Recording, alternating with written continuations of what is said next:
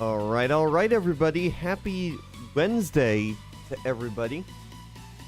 So, originally this was supposed to be a live chat, but there has been some recent developments regarding stuff in the world of TV and the world of Windows computers. So I decided, instead of doing it as a normal live chat, I want to bring back like a podcast. If you guys remember, a couple years back, I did the Tech Enthusiast podcast with my good friend Kiwi Killer. That lasted about, I believe, 10 or so episodes. I want to do a series that's more permanent, if you know what I mean. Yeah, I want to do something that's a little bit more permanent of a show, and that airs at a certain time every weekend. So, something would probably be the, probably potential airtime would be either Saturday or Sunday at noon Pacific time. So that way people can catch it at that same time every weekend. Hey, what up, Flight? How you doing? Yeah, we have plenty of stuff to talk about. One of the big topics here I just found out about last night, and I think it first happened yesterday. So I want to dive right into it. So, for those of you guys who aren't aware, a couple of years back, A&E premiered a show called Live PD. And Live PD is basically, Live PD was a show that basically followed police departments in real time as they were on patrol, and basically showed their interactions with the public. The show first premiered in 2016 and ran until around June 2020, I think, May or June 2020, where it was abruptly canceled by A&E over the recent protests and the recent murder of George Floyd while in police custody. So, A&E cuts the show, abruptly ends it, abruptly canceled it, and never thinks to bring it back.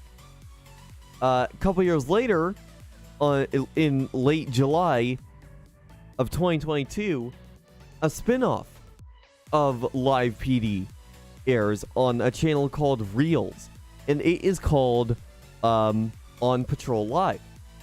So now you're probably thinking, hold on a minute, why is my game activity not showing up? Oh, that's why. Wait, no, I don't want that. Need to go streamer mode. There we go. Now it's showing me as live. So anyways, as I was saying, so On Patrol Live premieres on Reelz. It's ran for about, I believe, 12 to 14 episodes.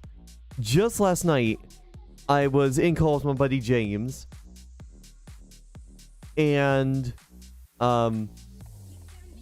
I hopped on Twitter. He brings up the fact, and this is big, this is insane, I never would have thought this would happen. So this is very interesting. So if you guys read the title, you'll basically have a good idea of what it is. A&E is suing Reelz. And if you're wondering why, it goes back to the Live PD stuff. A&E originally premiered Live PD. They canceled it. When Reelz brought it back, it was fine for a couple weeks. Around 5 or 6 weeks. Actually, yeah, hang on a second. 1, 2, 3, 4, 5. Yeah, it's 6 weeks. It's been on the air for about 6 weeks. It did not take A&E long to file a lawsuit against Reelz for airing On Patrol Live. Now, you're probably asking, what's the issue here? It's obviously a different show. Well, you're kind of wrong there. On Patrol Live is essentially a carbon copy of Live PD. It's got the same Dan Abrams and Sean Sticks Larkin, and then it's got, I believe they have, and it's got all the same producers, Big Fish Entertainment. They are the ones who are producing On Patrol Live. Now, the actual producers of On Patrol Live are actually up in the hands right now. So let me just look this up real quick.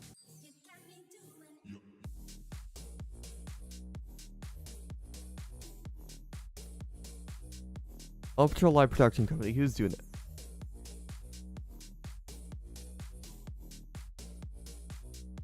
Company credits.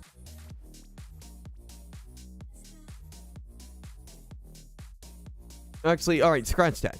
Apparently a company called Half Moon Pictures is the production. So, full cast and crew. I got it on IMDb. The cast. So Dan Abrams along with Sean Six Larkin are on there.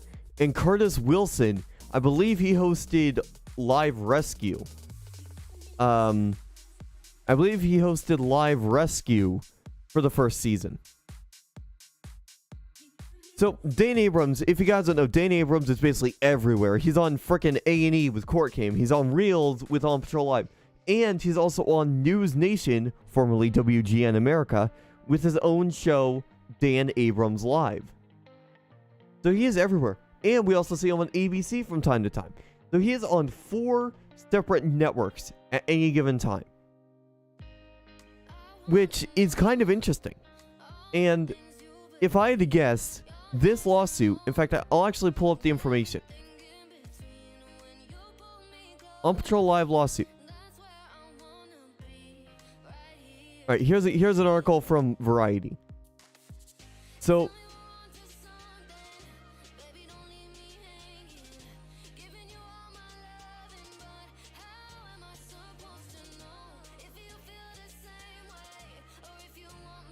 basically, A&E's lawyers argue that the new show is infringing on its copyright to Live PD. But the next paragraph of this Variety article states the following, and I quote, "The complaint states that A&E suspended production of new episodes amid the George Floyd protests, which it calls that critical time in our nation's history." So now here's where A&E's suit kind of falls apart, in my opinion. If they suspended production of the show and then later canceled it, despite the fact that they originally aired the show, I would think when they cancel a show, other networks have the right to start up a new show that's either the same format or similar format without issues. So, what A&E is doing, they're stooping so low, they're basically having a hissy fit, if you ask me. A&E is having a hissy fit because they've made a live police program first, but then they stopped it because of a critical time in our nation's history. And then when a new Live PD show comes up, a new Live PD spinoff comes on, they have a hissy fit and says, "No, wait, this is our show first. Give it back, give it back, give it back." They basically are crying like teenagers, or not teenagers. They're crying like kids because another network is airing their show that they started, their show with the same general idea that they started. So they're basically having a hissy fit, if you think about it, which is kind of stupid. Now, I was talking with my buddy James about this last night, and what we were talking about, so there's a couple different outcomes for this lawsuit. There's one outcome where A&E wins, Reelz is forced to take On Patrol Live off the air, and there's never going to be a police program similar to Live PD or On Patrol Live unless A&E brings it back. Option 2. The judge orders that A&E and Reelz come to an agreement where Reelz can still produce On Patrol Live and still air it, but the royalties from all the viewers, from the viewership that they're getting, everyone who's watching, all the ad revenue and stuff, during those 2-3 hour time slots when the show first airs and any of the reruns afterwards, all that revenue from those reruns, it goes immediately to A&E networks. A&E TV networks, essentially. Or a third potential option. On Patrol Live gets to continue. A judge deems A&E's lawsuit without merit and then throws it out. and On Patrol Live can continue with no issues. Now, the reason why I bring up the viewership is because I actually saw a tweet last night from somebody who from where is it? Here it is, right here. So I saw a tweet last night while I was doing some research on this from a Twitter account called On Patrol Live LEOs. And this tweet contains the first 12 episode ratings from the very first 12 episodes airings. And you can see a lot of people were interested in this show. For the very first episode, so here we go, right here. So for the very first episode, you can see right here, 865,000 viewers. Next episode, 983,000 viewers. Next, episode 3, they peak 1,050,000 viewers for episode 3.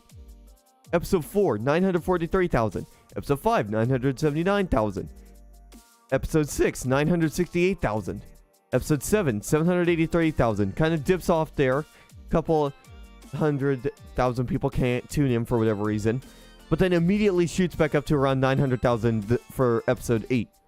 Episode 9, it drops off a little bit, 812,000. Episode 10 goes back up, 853,000 people watching. Episode 11 dips down again, 795,000. And for the most recent episode, episode 12 in this tweet, is 820,000 viewers. So you can see a lot of people are interested in this show. And that's also part of the reason why A&E is filing this lawsuit against Reelz. Because at the time of cancellation, Live PD was A&E's most watched show. In the weeks and months following the cancellation of Live PD, A&E lost over half of their viewership.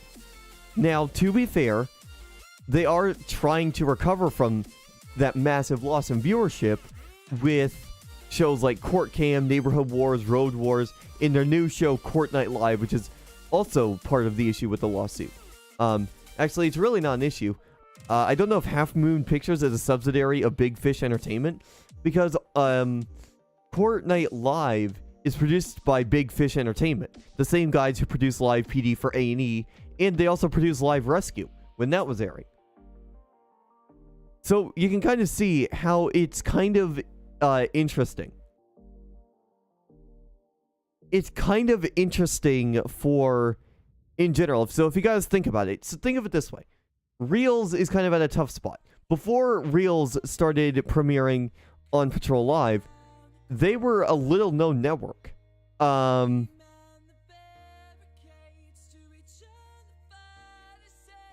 So essentially, so basically, here's where Reelz was at.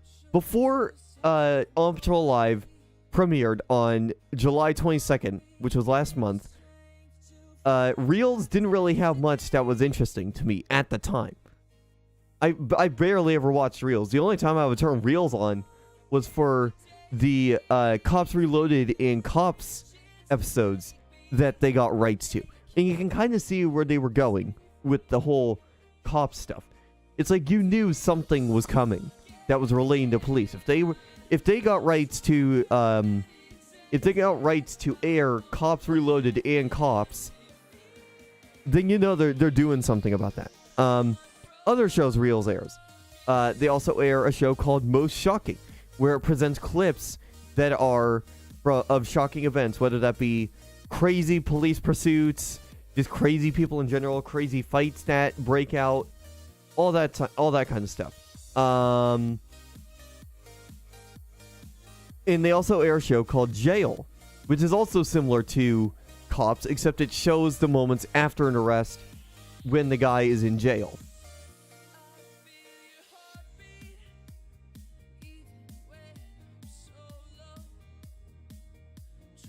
Sorry, I'm just replying to something.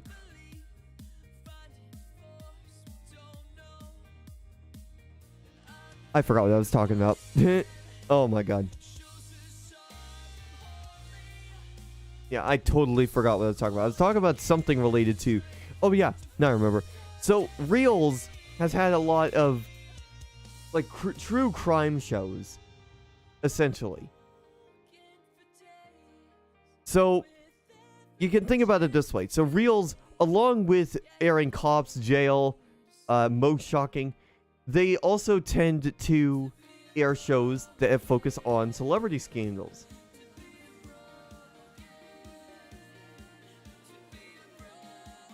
So there's shows like Autopsy, where where the host kind of dives into potential mysteries surrounding the death of a major celebrity, which is also interesting as well. I haven't watched any episodes of the Autopsy. While I was out of town visiting some relatives, an episode of Autopsy centered around Paul Walker aired, and I did not get an opportunity to see that because that was something I was kind of interested in. Because if you guys don't know, Paul Walker died during the filming, I believe, of Fast and Furious 6 or Fast and Furious 7.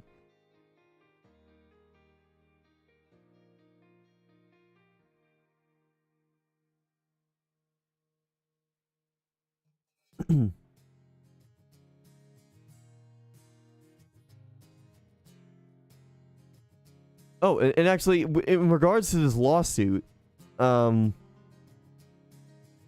full lawsuit is actually right here.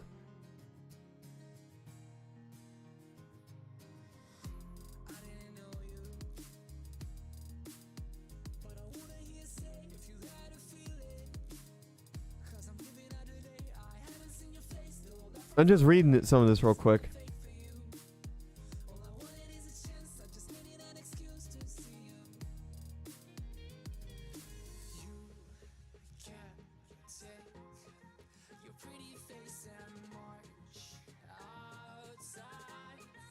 So, okay, so this is interesting. So I'm reading this too. This also changes things a little bit too. So A&E TV networks, the big network that owns A&E among a few other networks,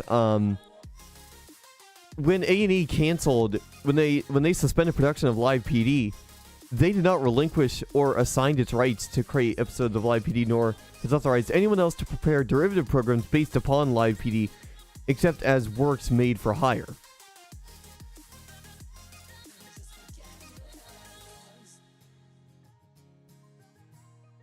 So basically,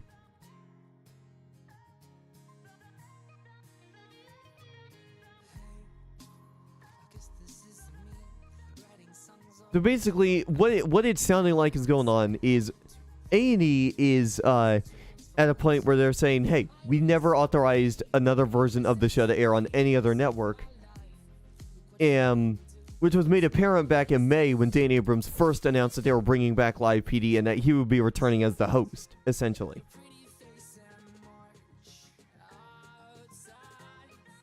So I don't know what's going on in regards to this. It's kind of crazy. It's the same program segments: Crime of the Week, Missing and Wanted. Displays the officers and locations in activity the same way. Just from scene to scene the same way. Episodes end in the same way. And it airs in the same time spot. So you can literally see that Reelz is basically copying Live PD.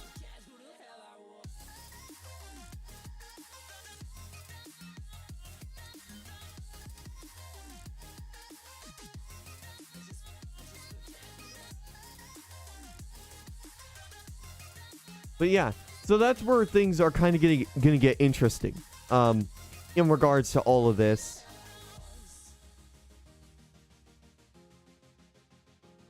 So, more than likely,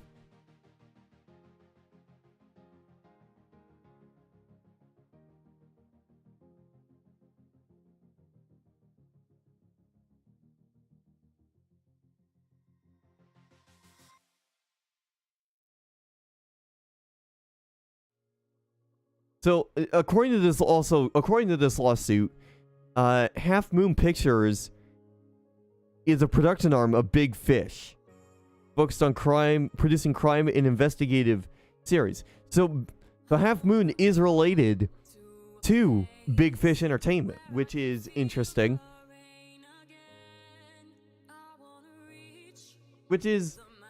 interesting. It kind of makes sense. I didn't think Big Moon Entertainment was, or Big Moon Pictures was part of, or was related to Big Fish Entertainment, but it actually turns out it is, according to this lawsuit.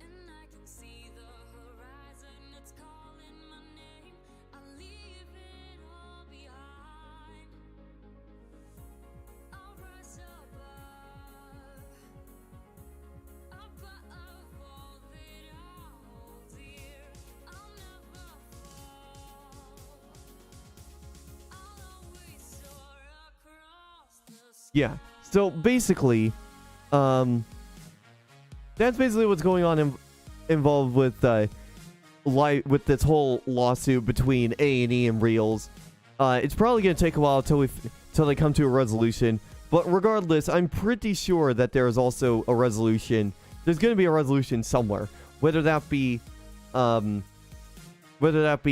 wins, show goes off the air, we never get a show like that unless A&E brings it back, or it gets to a point where there's other orders that any revenue produced by any airings of this program go immediately to A&E networks.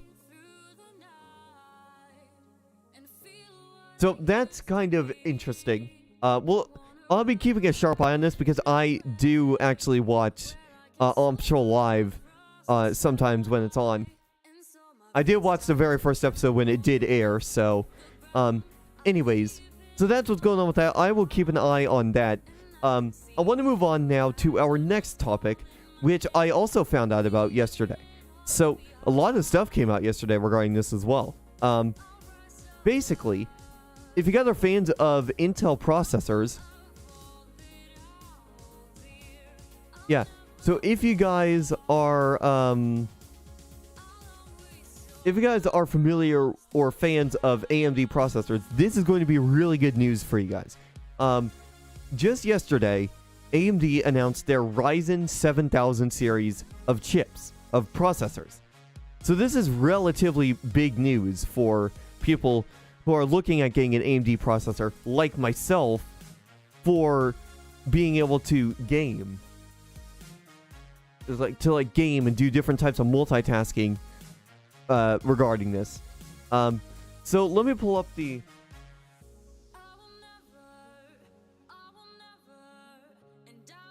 AMD Ryzen 7000. So I'm also going to show this here as well. Okay, here we go, right here. So I'm going to zoom in a little bit. Here we go, right here. How far have I zoomed in? Okay, 250%. Okay, so take a look at this. So this is the these are the new processors coming up. So starting from the bottom, working our way up, we have the AMD Ryzen 5 7600X. This is a 6-core 12-thread processor with a base frequency clock of 4.7 gigahertz that can boost up to 5.3 gigahertz. Those are pretty healthy numbers for a processor. It's also got 38 megabytes of cache, and it uses PCIe Gen 5 with a 105 watt TDP, costing around $300. So all around, a pretty good chip if you're looking for a good processor to play games on. 6 cores is definitely going to come in handy. I would think that would help a lot for gaming, obviously, because AMD is meant for gaming as well. Moving up the stack, we have the AMD Ryzen 7 7700X. So this is basically a 5800X on steroids. 8 cores, 16 threads, base frequency is 4.5 gigahertz. It's clocked slightly lower than the Ryzen 5 chip, but the boost clock is slightly higher at 5.4 gigahertz. 40 megabytes of total cache on the processor, PCIe Gen 5, 105 watts, costing around $400. So pretty healthy numbers for that CPU too. 8 cores, that's definitely going to help if you're playing games like GTA 5, Microsoft Flight Sim, and also streaming at the exact same time. Because the thing with these AMD processors is what sets them apart from Intel chips is AMD processors can assign different cores to different tasks on the computer. So certain cores can be allocated, as far as I'm aware, certain cores can be allocated to certain tasks. So you can allocate a couple cores to your streaming software, like OBS Studio that I'm using to stream this little podcast thing on.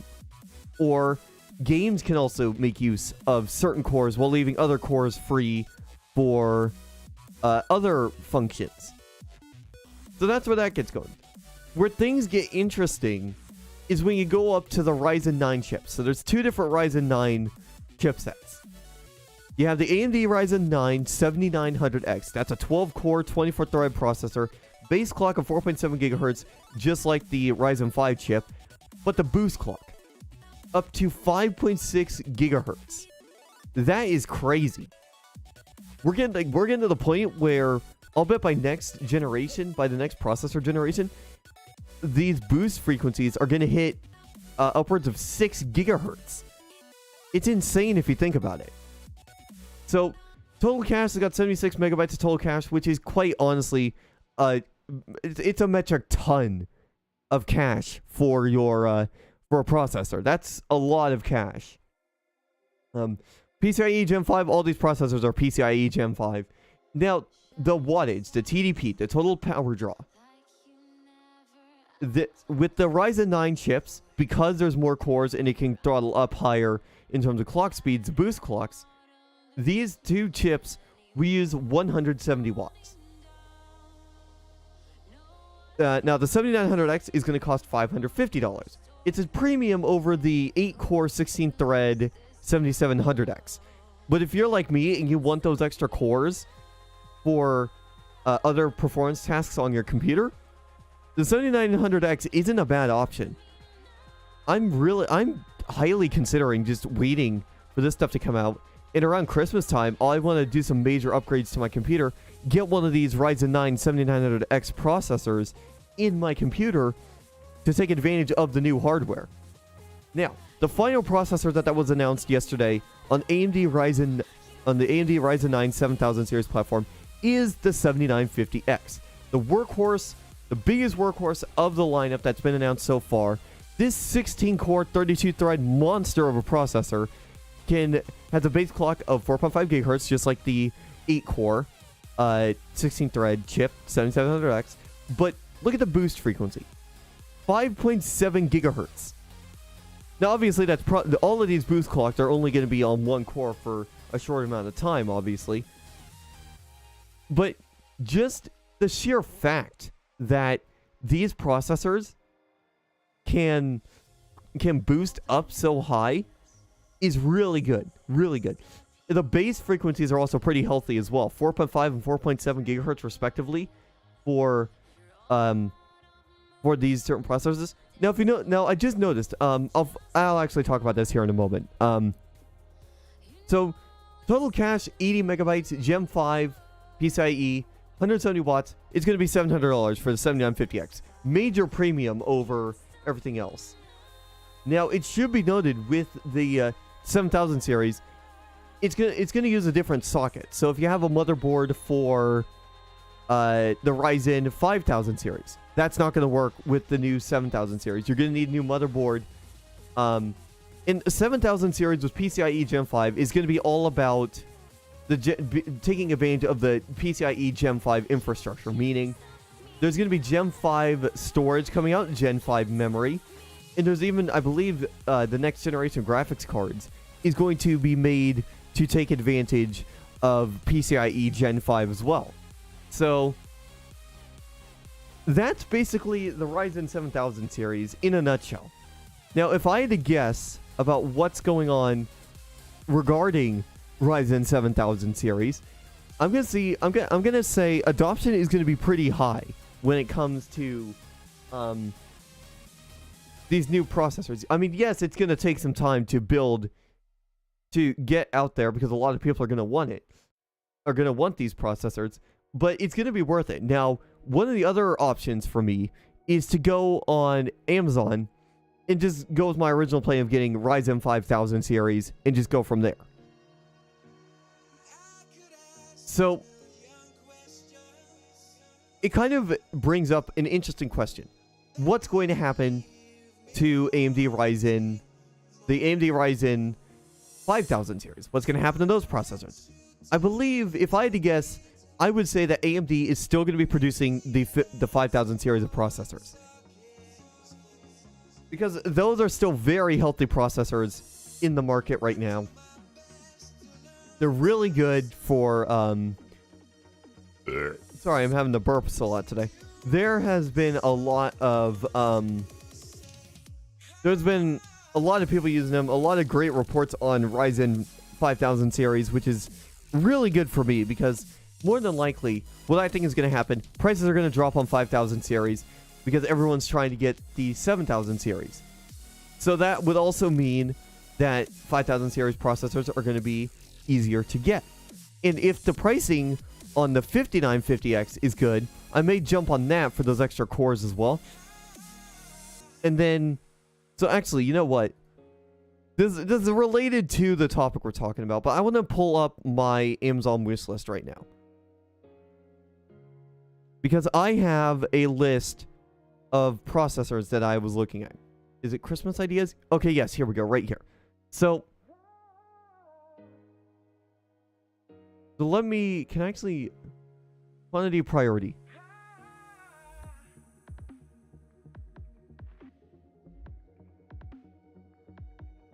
Let me put it at low. What does that do? Oh, no.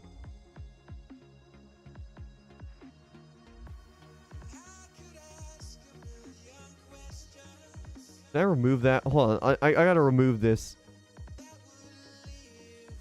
Let me just move it. Oh, no, that just moves it there. I can't move it.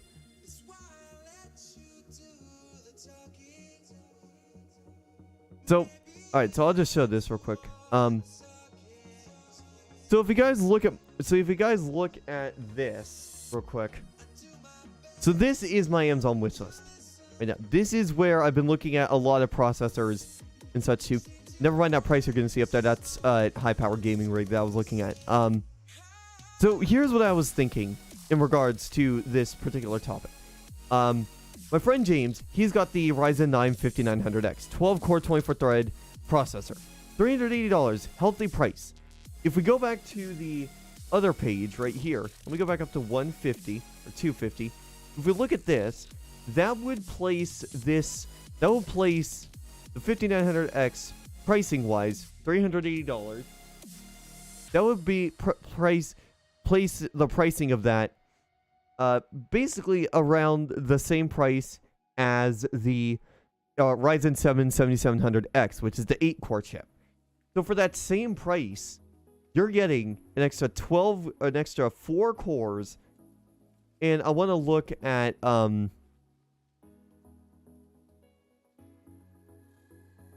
Nope. Close tab. There.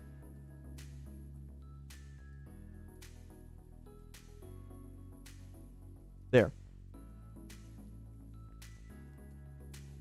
I didn't know what I clicked there. Anyways, back to this. So you can see on this Amazon page, CPU speed 4.8 gigahertz. If we go back and look at the clock speed there, when you compare that to the 7900X, it's actually clocked slightly higher than the 7900X. But it doesn't say how much cache it has. Let me just move this out of the way.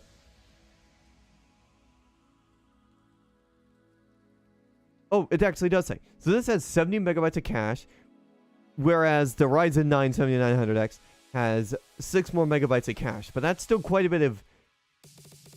That is still quite a bit of cache right here. Which is quite interesting when you think about it. So, 70 megabytes of cache, DDR 3200 support. This is a PCIe 4.0 on X570 and B550 motherboards. Now, what's going on here? I got a ping. LASD announcements.